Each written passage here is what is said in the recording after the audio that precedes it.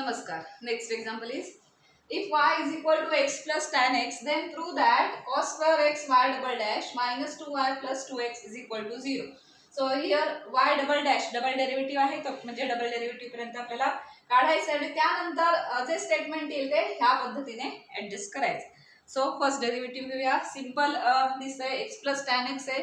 First derivative y dash dy by dx is equal to x चा derivative किती असतं 1 plus tan x चा derivative sec square x. So simple झालं. आता हे फंक्शन पण सिंपल आहे तसं, त्यामुळे आपण डायरेक्ट y डबल डॅश पण काढूया, काही ऍडजस्ट करायची इथे तरी ह्या ठिकाणी गरज नाहीये.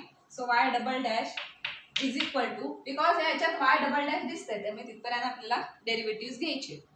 So y double dash is equal to 0 plus, आता ह्याचा डेरिव्हेटिव्ह कसा करणार आपण, x स्क्वेअर सारखं ट्रीट करायचं. सो x स्क्वेअर चा derivative 2x. So 2 sec square x, sorry 2 sec x, पण sec x हे डिफरंट फंक्शन आहे, therefore derivative of sec x that implies y double dash is equal to 2 sec x into याचा derivative होता sec x tan x. दोनदा sec x झाले म्हणजे 2 sec square x and tan x.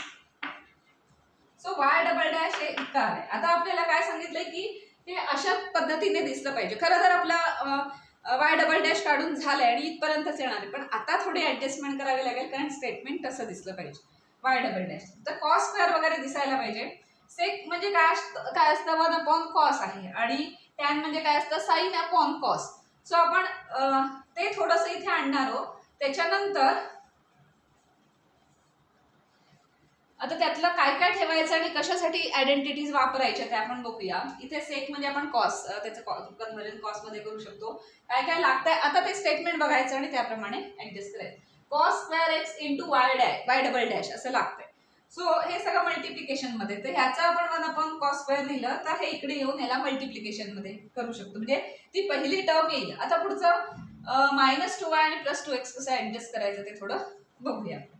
So y double dash is equal to 2 सेकच्या ऐवजी 1 upon cos square x into हे tan x.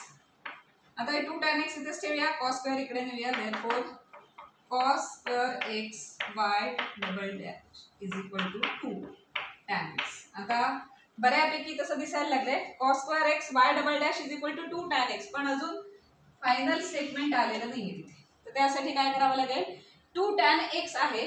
आता y तिथे अपियर होतोय. y काय आहे, x प्लस tan x, म्हणजे x प्लस tan x कुठेतरी हवंय, प्लस 2x एक्स्ट्राचे आलेत. मग plus 2x minus 2x suppose आपण या स्टेटमेंट मध्ये केलं तर प्लस 2x इथे एक्स्ट्राचे जे दिसत आहेत ते येतील.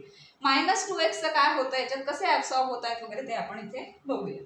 Therefore cos square y double dash is equal to 2 tan x. तर आता इथेच आपला आन्सर y डबल डॅश काढून झालंय, पण म्हटलं तसं तिथे ते त्या पद्धतीने यायला हवं.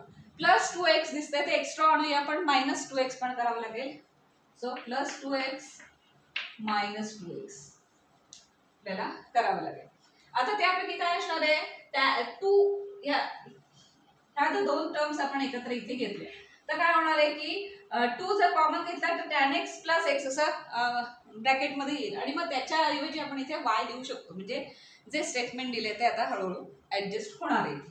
So cos square y double dash is equal to 2 common घेऊया ह्या दोन स्टेटमेंटमधनं, हे tan x प्लस x आणि हे मायनस 2x राहिलं बाजूला, ते लागणार, ते इकडे आल्यावर प्लस 2x होणार लेफ्ट साइड आल्यावर, which is equal to 2 into हे याचा आन्सर काय आहे y, बिकॉज ते y ची व्हॅल्यू आहे ना, मायनस 2x.